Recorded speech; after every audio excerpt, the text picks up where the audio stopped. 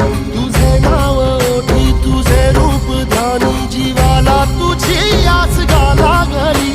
जरी बाप सा